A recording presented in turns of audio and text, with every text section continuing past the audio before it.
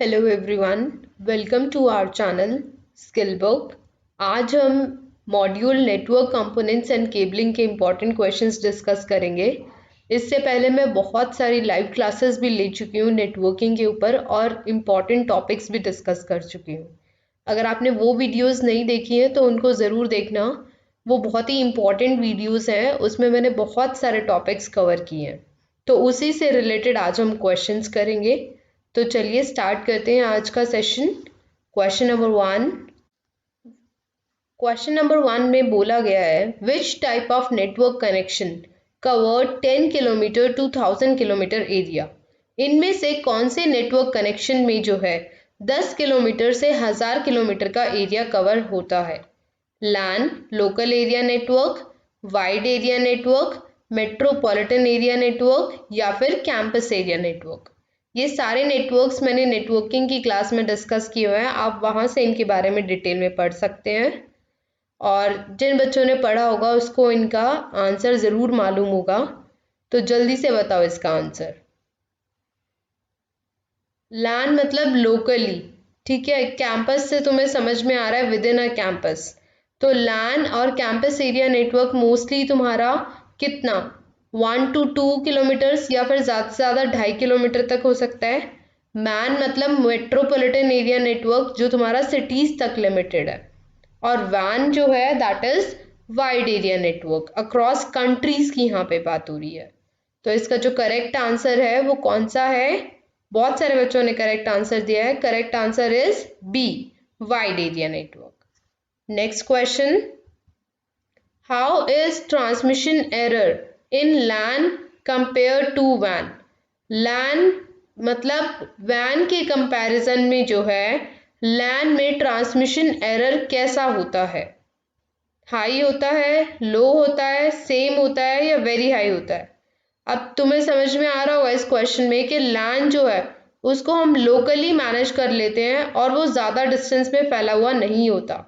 तो ट्रांसमिशन से related, speed से रिलेटेड या कोई भी इशू है ट्रांसमिशन से रिलेटेड, वो लैन में कैसा रहता है एज कंपेयर टू वैन?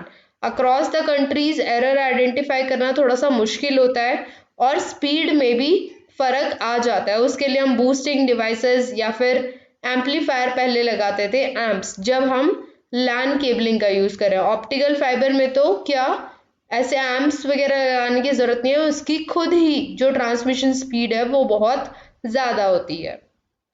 तो ट्रांसमिशन एरर लैन में कैसा होगा? कैसा होगा जल्दी से बताओ।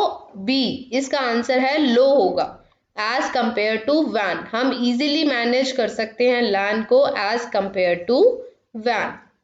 Next question, which topology combine two or more structure. मतलब कौन सी टोपोलॉजी जो है वो कॉम्बिनेशन है दो या दो से ज़्यादा स्ट्रक्चर से मिलकर जो टोपोलॉजी बनती है, उसको हम कौन सी टोपोलॉजी बोलते हैं? ए बस, बी स्टार, सी रिंग या डी हाइब्रिड। ये बहुत ही इंपॉर्टेंट टॉपिक है, ये मैं कवर कर चुकी हूँ और अगर नहीं देखा है तो इसको जाकर देखना। इससे रिलेटेड 3-4 क्वेश्चन तुमको एग्जाम में मिलेंगे ही मिलेंगे।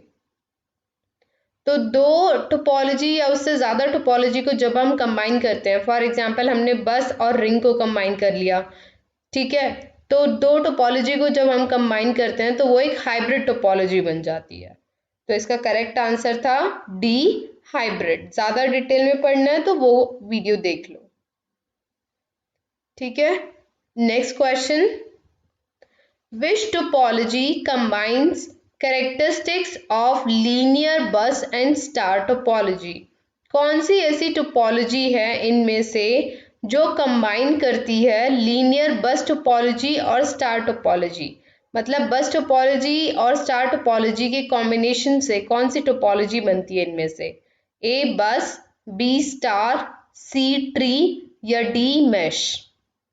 अब देखो, खाली बस तो इसका आंसर होगा नहीं और खाली स्टार भी इसका आंसर नहीं होगा। मैश टोपोलॉजी में क्या होता है? 1 to 1 कनेक्शन होता है। ट्री, जैसा कि तुम्हें समझ में आ रहा है, ट्री की फॉर्म में होता है। इसमें क्या होता है कि इनिशियली हमने मॉडेम से 3 स्विच लिए, ठीक है। मॉडेम से कनेक्ट किया 3 स्विच को, तो एक बस का फॉर्मेट बन गया और उन स्विच से हमने फर्दर सिस्टम्स कनेक्ट कर दिए, 20 एक लैब में, 20 नेक्स्ट लैब में, फिर 20 नेक्स्ट लैब में। तो एक सेंट्रल डिवाइस हो गया जिससे बाकी सब डिवाइसेस कनेक्टेड हैं। तो ये किसका एग्जांपल हुआ? स्टार का। तो बस और स्टार दोनों टोपोलॉजी को हमने यूज कर लिया और एक ट्री की फॉर्म में हमको स्ट्रक्चर मिल गया कि पहले पेरेंट है और फिर चाइल्ड है, ठीक है, और फिर सब चाइल्ड है। तो ये कौन सी टोपोलॉजी का एग्जाम्पल हुआ? ये हुआ ट्री टोपोलॉजी का, ठीक है। तो इसका करेक्ट आंसर था C, tree. Next question, which is an example of वैन? वैन का एग्जाम्पल क्या है इसमें से वाइड एरिया नेटवर्क का? A ethernet, B home network, C campus network या डी ब्लूटूथ नेटवर्क। बहुत इजी क्वेश्चन है, ऑप्शन पढ़ के ही तुम रिवर्स में आंसर कर सकते हो। वाइड एरिया नेटवर्क वाइडली कौन सा यूज होगा इनमें से? ऑब्वियसली होम नेटवर्क होगा नहीं। ब्लूटूथ कितनी लिमिटेड रेंज तक होता है, कैंपस भी लिमिटेड तक ही होगा। तो इसका करेक्ट आंसर क्या है? A ethernet. Very good. Next question, what is called the interconnected computer systems located at different place? Interconnected computer, आपस में कंप्यूटर इंटरकनेक्टेड हैं जो कि डिफरेंट लोकेशन पे है। मतलब डिफरेंट लोकेशन पे होने के बावजूद सिस्टम आपस में इंटरकनेक्टेड हैं, उसको हम क्या बोलते हैं? ए इंटरनेट, बी कंप्यूटर लेआउट, सी कंप्यूटर नेटवर्क या D connectivity of computer. Interconnection of devices को हम क्या कहते हैं? नेटवर्क। तो ऑब्वियसली इसका जो ऑप्शन हमें दे रखे हैं उसमें आंसर में क्या आएगा? नेटवर्क तो आएगा। किन्हीं भी डिवाइसेस को कनेक्ट करके हम क्या बनाते हैं? कोई ना कोई नेटवर्क बनाते हैं, ठीक है।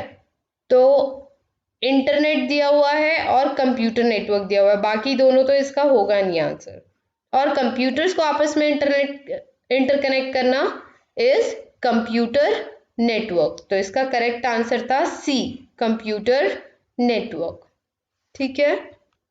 Next question, which is called public network? इनमें से पब्लिक नेटवर्क कौन सा होगा? A intranet, B physical layer, C internet या डी एप्लीकेशन लेयर।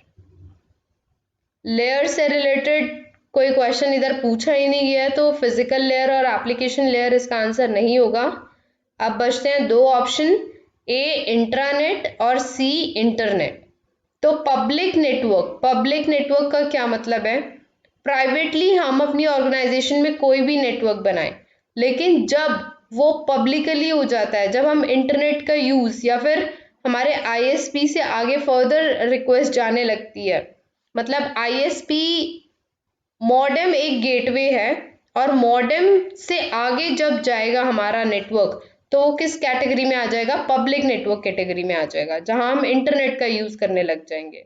लोकली तो हम इंटरनेट का यूज करें चाहे ना करें, हमने एक नेटवर्क सेटअप किया हुआ है, उसको प्राइवेट नेटवर्क बोलेंगे। लेकिन जैसे ही हम इंटर नेटवर्क बाकी नेटवर्क से कनेक्ट होंगे, ठीक है, तो हम इंटरनेट का यूज करेंगे। तो पब्लिक नेटवर्क का एग्जाम्पल हमारा क्या होगा? इंटरनेट। इंट्रानेट मतलब with in a same network. जैसे अगर हम एक आईटीआई पूसा की बात करें तो with in a ITI Pusa, और अगर हम बाहर दूसरी आईटीआई से भी कनेक्टेड है तो वो हमारा क्या होगा? पब्लिक नेटवर्क होगा। तो करेक्ट आंसर क्या है? C. Next question, which cable is called Cisco console cable? इनमें से कौन सी केबल को हम सिस्को कंसोल केबल बोलते हैं? A cross over cable, B straight cable, C RJ45 या D roll over cable. Console cable हमारा स्विच को कॉन्फ़िगर करने के काम आती है। स्ट्रेट केबल और cross over cable LAN cable की केबलिंग के टाइप्स है ना, जो टेलीकॉम इंडस्ट्री एसोसिएशन ने 568A और 568B दो स्टैंडर्ड बताए हैं। तो वो लैन केबल की कोडिंग के स्टैंडर्ड है, स्ट्रेट केबल और क्रॉस ओवर केबल। RJ45 क्या है? कनेक्टर है। तो सिस्को कंसोल केबल किसको बुलाते हैं हम? रोल ओवर केबल को बुलाते हैं। तो करेक्ट आंसर था D, roll over cable. Next question, what is the full form of STP in cable? Cable के भी मैंने टाइप्स पढ़वाए थे तुम्हें, coaxial cable, optical fibre cable, ठीक है, ट्विस्टेड पेयर केबल। तो ये ट्रांसमिशन मीडिया में अगर नहीं पढ़ा तो इसको पढ़ लो, बहुत इंपॉर्टेंट टॉपिक है। उसी में से पूछा गया है तुमको कि एसटीपी की फुल फॉर्म क्या होती है। एसटीपी एक टाइप की केबल होती है जिसके ऊपर शील्ड होती है और वो ट्विस्टेड पेयर केबल होती है ना। तो कौन सा ऑप्शन होगा? Shielded twisted pair, B shine twisted pair, C shielded twin pair या डी शील्ड टेस्ट पेयर? जल्दी से बताओ। तो इसका करेक्ट आंसर है A shielded twisted pair cable, ठीक है। Next question, what is the full form of RJ45? अभी बताया मैंने। A option record jack 45, B read jack 45, C registered jack 45, D register junction 45। RJ45 connectors हम बनाते हैं ना लैन केबल की कोडिंग में, तो उसका फुल फॉर्म यहाँ पे पूछा गया है। तो इसका करेक्ट आंसर क्या है? बहुत सारे बच्चों ने करेक्ट आंसर दिया है, C registered jack 45 is the correct answer. Next question, which cable are very cheap and easy to install? Cabling में से हैं ये सारे क्वेश्चन या फिर ट्रांसमिशन मीडिया में से। तो सबसे सस्ती केबल और इजी टू इंस्टॉल केबल इनमें से कौन सी है? STP, UTP, optical fibre cable या फिर coaxial cable? Shielded twisted pair cable या unshielded twisted pair cable, optical fibre cable या फिर कोएक्सियल केबल? जल्दी से बताओ। वेरी गुड, इसका करेक्ट आंसर है B unshielded twisted pair cable जो है सबसे चीप है और इजी टू इंस्टॉल है। Next question, what is the maximum data carrying in CAT2 cable? CAT2 cable ये सब जो है ये कैटेगरी है ना। तुम्हारे जो लैन केबल होती है उसकी कैटेगरी है, कैटेगरी 2, कैटेगरी 3, 4, 5, 6, 7 और अब तो 7 तक आ चुकी हैं ये। तो इसी में पूछा गया है तुमसे कि कैटेगरी 2 की जो लैन केबल होती है उसको उसका मैक्सिमम डेटा स्पीड वो कितनी ट्रांसफर कर सकती है? 20 Mbps, 4 Mbps, 6 kbps या 20 kbps? एक चार्ट मैंने उस टाइम पे तुमको दिखाया था, तो जल्दी से बताओ इसका करेक्ट आंसर। इसका करेक्ट आंसर है बी 4 Mbps तक का जो है वो क्या कर सकता है? डेटा ट्रांसफर कर सकती है कैटेगरी 2 की केबल, ठीक है। ये एक टेबल है जो उस वीडियो में तुम देख लेना।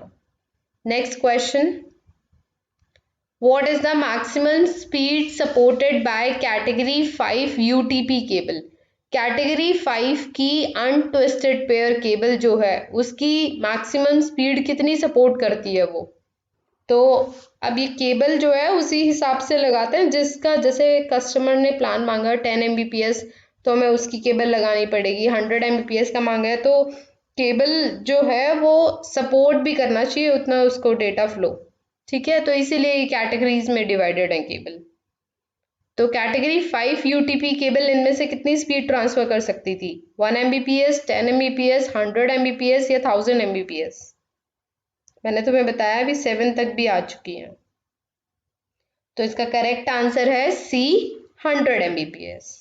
Next question, what is the speed of standard 10 base T cable? Speed क्या होगी 10 बेस T केबल की? ए 1 Mbps, बी 10 Mbps, सी 100 kbps या डी 100 Mbps? 10 बेस T से क्या समझते हो?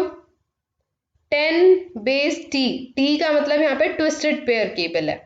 10 बेस का मतलब है जैसे अगर यहाँ पे 1 या मान लीजिए यहाँ पे अगर 100 बेस होता तो इसका मतलब होता 100 Mbps स्पीड। 10 बेस है तो 10 Mbps, 1000 बेस होता तो 1000 Mbps, ऐसे इसको याद रखो। तो 10 बेस टी केबल जो है वो कितनी स्पीड ट्रांसफर कर सकती है?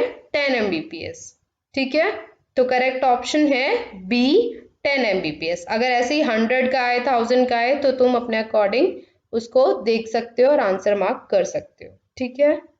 Next question, what is the unit of bit rate measured? Bit rate को किस में नापा जाता है? ए बिट्स पर हर्ट्ज, बी बिट्स पर सेकंड, सी नेम सेकंड या डी पिक्सल पर सेकंड? ये सबको पता है। बिट रेट को किस में नापा जाता है? जल्दी से बताओ। Very good. बिट रेट को हम किस में नापते हैं? बिट्स पर सेकंड में। करेक्ट आंसर है B. Next question, what is the name for digital signal to analog signal? Digital signal को एनालॉग सिग्नल में कन्वर्ट करने के लिए क्या नाम दिया जाता है इस प्रोसेस को? मॉड्यूलेशन, डीमॉड्यूलेशन, बाईपास या एनकैप्सुलेशन? बाईपास ऑब्वियसली नहीं है, encapsulation is wrapping of data, demodulation भी नहीं है। ये क्या है? मॉड्यूलेशन। जब हम डिजिटल सिग्नल को एनालॉग में करते हैं, डिजिटल टू एनालॉग करते हैं, तो उसको हम क्या कहते हैं? मॉड्यूलेशन। ठीक है, तो correct answer is a. Next question, which signal refers to infinite number of values in a range? मतलब इनफाइनाइट नंबर ऑफ वैल्यूज से रिलेटेड कौन सा सिग्नल होता है? A peak, B digital, C analog या डी टाइम? देखो peak और time के आगे कोई सिग्नल नहीं लिखा है, तो हमें ऑप्शन बी और सी में से बताना है, डिजिटल सिग्नल या एनालॉग सिग्नल। डिजिटल तुम्हें समझ में आ रहा है, 0 और 1 की फॉर्म में होता है, बहुत बारी बता चुकी हूँ मैं। और एनालॉग में क्या है कि रेंज जो है, वैल्यूज जो है वो वेरी करती रहती है। जैसे अगर 1 से 2 के बीच में अगर हमें वैल्यूज कंसिडर करनी है, या फिर डिजिटल में तो देखो सीधा या तो 0 होगा या तो 1 होगा, या तो अप होगा या तो डाउन होगा, ऑफ होगा या फिर ऑन होगा। लेकिन एनालॉग में क्या होता है, बहुत पॉइंट्स में वैल्यूज होते हैं, जैसे 0.001, 01, ये भी मेजर हो जाती है, वो एनालॉग क्वांटिटीज होती हैं। ठीक है, तो एनालॉग सिग्नल जो है जिसमें इनफाइनाइट नंबर ऑफ वैल्यूज होते हैं, जैसे मैंने तुम्हें बताया भी था, मेजरिंग डिवाइस में क्या होता है कि एनालॉग क्वांटिटीज जब हम, या फिजिकल क्वांटिटी जब हम मेजर करते हैं, तो वो एनालॉग में कंसिडर की जाती हैं, जिसमें पॉइंट्स में भी वैल्यूज आती हैं। ठीक है, तो इसका करेक्ट आंसर है C, analogue signal. Next question, which transmission mode operates in walkie talkie? Transmission mode के मैंने 3 टाइप बताए थे, सिंप्लेक्स, हाफ डुप्लेक्स और फुल डुप्लेक्स, राइट? तो डी ऑप्शन तो वैसे ही कैंसिल हो जाता है, सेमी डुप्लेक्स कोई मोड नहीं है। तो ट्रांसमिशन मोड वाली वीडियो देखो एक बारी, समझो, नहीं समझ में आता है तो कमेंट करो। तो इनमें से कौन सा मोड जो है वो वॉकी टॉकी में होता है? A simplex, B half duplex, C full duplex या डी तो है ही नहीं ऑप्शन, ये होता ही नहीं है मोड। तो इसका करेक्ट आंसर क्या है वॉकी टॉकी का? बताओ। वॉकी टॉकी का करेक्ट मोड जो है वो है हाफ डुप्लेक्स, जिसमें क्या होता है कि सेंडर और रिसीवर दोनों के पास ट्रांसमिटिंग और रिसीव करने की कैपेबिलिटी तो होती है, लेकिन वो एक टाइम पे नहीं कर सकते। तो ऐसा ही वॉकी टॉकी में होता है कि एक बंदे को ऑफ क्या मतलब, एक बंदा चुप होगा तभी क्या होगा, दूसरा बंदा बोल पाएगा। और एक टाइम पे एक बंदा बोल सकता है और दूसरा सिर्फ सुन सकता है। जब दूसरा बोलेगा तो दूसरे वाले को सुनना पड़ेगा। तो ये क्या हुआ हमारा हाफ डुप्लेक्स मोड। तो करेक्ट आंसर है B, half duplex. Next question, which transmission mode operate in telephone network? Telephone network में कौन सा मोड होता है? अब इसका आंसर तुम बताओगे। ए simplex, B half duplex, C full duplex या डी सेमी डुप्लेक्स? जल्दी से बताओ, सेमी डुप्लेक्स है नहीं आंसर। सिंप्लेक्स, हाफ डुप्लेक्स या फुल डुप्लेक्स? वेरी गुड, इसका करेक्ट आंसर है सी, फुल डुप्लेक्स। टेलीफोन नेटवर्क में क्या होता है, एक ही बारी में, मतलब साइमल्टेनियसली हम क्या कर रहे होते हैं, सुन भी रहे होते हैं और बात भी कर रहे होते हैं। तो ये फुल डुप्लेक्स मोड होता है, जिसमें सेंडर और रिसीवर एक ही टाइम पे ट्रांसमिट भी कर सकते हैं और रिसीव भी कर सकते हैं। तो करेक्ट आंसर था C, full duplex. Next question, which transmission between a computer and a keyboard? Computer और कीबोर्ड के बीच में किस टाइप का ट्रांसमिशन होता है? A simplex, B half duplex, C full duplex या डी सेमी डुप्लेक्स। अब देखो कीबोर्ड से हम क्या कर सकते हैं, टाइप कर सकते हैं और वो कंप्यूटर के पास जा सकता है, वापस रिवर्स तो नहीं हो सकता क्योंकि हमें आउटपुट कहाँ पे दिखाई देता है, मॉनिटर पे। तो कंप्यूटर से अपने आप की तो नहीं प्रेस हो जाती है ना। तो ये कैसा मोड है हमारा, सिंप्लेक्स मोड है, जिसमें सेंडर या फिर एक क्लाइंट के पास या तो वो ट्रांसमिट ही कर सकता है या फिर रिसीव ही कर सकता है, दोनों काम वो नहीं कर सकता। ठीक है, तो ये कौन सा मोड होता है, ए सिंप्लेक्स मोड होता है कि या तो क्लाइंट ट्रांसमिट करेगा या फिर रिसीव करेगा। करेक्ट आंसर था A. Next question, which transmission mode that can transmit data in both direction but transmit in only one direction at a time। मतलब कौन से मोड में जो है डेटा ट्रांसमिट हो सकता है दोनों डायरेक्शन में, बट एक टाइम पे जो है एक ही बंदा ट्रांसमिट कर सकता है। तो इनमें से कौन सा मोड ऐसा होता है, A simplex, B half duplex, C full duplex या D semi duplex. Semi duplex तो होगा नहीं। अब जैसे मैंने तुम्हें वॉकी टॉकी का एग्जांपल बताया था कि फैसिलिटी दोनों के पास है, ट्रांसमिट की और रिसीव की, बट क्या है एक टाइम पे एक ही ट्रांसमिट कर सकता है। तो करेक्ट आंसर क्या हुआ, बी हाफ डुप्लेक्स। ठीक है, next question, which wireless network standard with a data rate of only 2 Mbps। अब वायरलेस नेटवर्क का स्टैंडर्ड IEEE में कौन से उसमें आया था, स्टैंडर्ड में 802 में या 803 में, 802 में आया था। ठीक है, अब 802 के भी दो ऑप्शन है हमारे पास, 11A और 11B। ऑब्वियसली बी वाले में ज्यादा स्पीड थी, 7 Mbps से ऊपर या इसके हिसाब से थी, तो इसका करेक्ट आंसर है ए। IEEE 802.11a में जो है 2 Mbps तक डेटा रेट होता था। ये वायरलेस लैन के स्टैंडर्ड थे IEEE के। IEEE क्या है, ऑर्गेनाइजेशन है जो स्टैंडर्ड बनाती है। ठीक है, तो उसने एक स्टैंडर्ड बनाया था IEEE 802, जो किसके लिए था, वायरलेस लैन के लिए था। ठीक है, वायरलेसली कैसे डेटा ट्रांसमिट होगा, क्या स्पीड रहेगी, उन सब से रिलेटेड था। तो उसमें भी ए और बी थे। तो ए में किस डेटा रेट पे क्या हो सकता था, डेटा ट्रांसफर 2 Mbps पे। ठीक है, correct answer is a. Next question, which layer responsible for setting up and tearing down TCP/IP। अब ये तुम्हारे TCP/IP से रिलेटेड क्वेश्चन है, पूछा गया है कि कौन सी लेयर रिस्पॉन्सिबल थी सेटिंग अप के लिए। TCP/IP सेटअप करने के लिए कितनी लेयर्स थी जनरली हमारे पास, तो ऑप्शन दिया हुआ है, A session layer, B transport layer, C network layer या डी प्रेजेंटेशन लेयर। अब TCP/IP में सबसे नीचे वाली जो लेयर होती है that is host to network layer, जो वो किसका कॉम्बिनेशन होती है, फिजिकल और डेटा लिंक लेयर का, है ना। उसके बाद कौन सी, उसके बाद क्या लेयर होती है, उसके बाद हमारे पास इंटरनेट लेयर होती है, देन ट्रांसपोर्ट लेयर होती है, एंड देन टॉप पे एप्लीकेशन लेयर होती है, जिसमें क्या होता है हमारा कॉम्बिनेशन होता है किसका, एप्लीकेशन, प्रेजेंटेशन और सेशन लेयर का। तो सेशन लेयर से ऊपर वाली लेयर सारी क्या है, कंबाइन हो रखी है। तो सेटिंग अप के लिए TCP/IP के लिए कौन सी लेयर यूज होती है, सेशन लेयर। ठीक है, अलग से तुम्हें जो है 3 लेयर नहीं दिखाई देती, सेशन लेयर जो है वो सेटअप कर देती है पूरा एप्लीकेशन लेयर। ठीक है, करेक्ट आंसर था A. Next question, which protocol best example of transport layer. Transport layer की प्रोटोकॉल नॉट एप्लीकेशन कौन सी है इनमें से, MTP, JTP, TCP या UTP। UTP केबल का नाम है, JTP भी नहीं है, MTP भी नहीं है।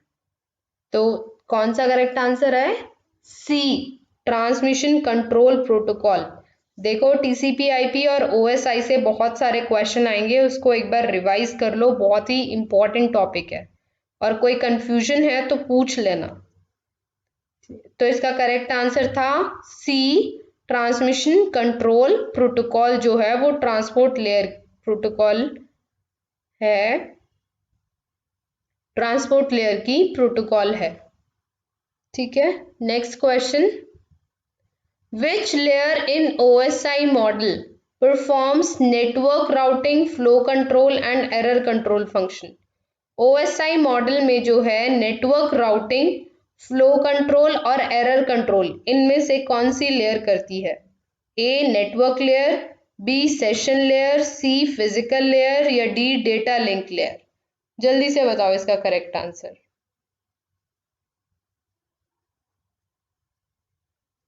इसका करेक्ट आंसर है ए नेटवर्क लेयर। नेटवर्क की राउटिंग कौन करेगा? ऑब्वियसली नेटवर्क लेयर ही करेगी। और फ्लो कंट्रोल, कितना डेटा आ रहा है, एरर कंट्रोल, प्रॉपर जो है हमारे पैकेट्स रिसीव्ड हुए या नहीं हुए, उन सबको कौन देख रहा है? मैसेज, वो कौन मैनेज करता है? हमारा नेटवर्क लेयर। तो इसका करेक्ट आंसर था ए नेटवर्क लेयर। ठीक है, next question, which is the sixth layer in OSI communication model. OSI communication model से डायरेक्ट क्वेश्चन है कि सिक्स्थ लेयर को क्या बोला जाता है? Session layer, network layer, application layer या प्रेजेंटेशन लेयर। सिक्स्थ लेयर, अगर सारी लेयर्स के नाम याद होंगे तो जल्दी से बता पाओगे इसका आंसर। बहुत सारे बच्चों का करेक्ट आंसर भी आया है। इसका करेक्ट आंसर है D presentation layer. Presentation layer जो है वो हमारी कौन सी होती है? सिक्स्थ लेयर होती है। ठीक है, next question, which layer to detect and possibly correct errors occur in physical layer. Physical layer पे अगर कोई एरर आ जाते हैं तो उसको डिटेक्ट और पॉसिबली करेक्ट इनमें से कौन सी लेयर करेगी? A application layer, B data link layer, C physical layer या D presentation layer. Application layer top layers में से हो गई है, प्रेजेंटेशन लेयर भी टॉप लेयर्स में से है, तो फिजिकल लेयर के ऊपर जो होती है वो डेटा लिंक लेयर होती है। और कोई भी एरर या डिटेक्ट आता है तो उसको पॉसिबली कौन करेक्ट करेगा? डेटा लिंक लेयर, क्योंकि फिजिकल लेयर के ऊपर होती है डेटा लिंक लेयर। तो करेक्ट आंसर था B data link layer. Next question, what is the abbreviation of OSI। OSI की फुल फॉर्म बतानी है। ये लास्ट क्वेश्चन है, जल्दी से बताओ इसका correct answer. A open source internet, B open system interaction, C open source interconnection, D open system interconnection. तो इसका करेक्ट आंसर क्या है? इसका करेक्ट आंसर है डी ओपन सिस्टम इंटरकनेक्शन। ठीक है, तो आज के लिए बस इतना ही। ये बहुत इंपॉर्टेंट क्वेश्चंस थे। नेक्स्ट टाइम हम नेक्स्ट मॉड्यूल डिस्कस करेंगे। और जिन लोगों ने अभी तक सब्सक्राइब नहीं किया, सब्सक्राइब कर लो, लाइक करो, शेयर करो और जितना हो सके टॉपिक्स को रिवाइज करो, एग्जाम आने वाले हैं। और कोई भी डाउट है तो मुझे कमेंट सेक्शन में ज़रूर बताना। ठीक है, आज के लिए इतना ही। Thank you.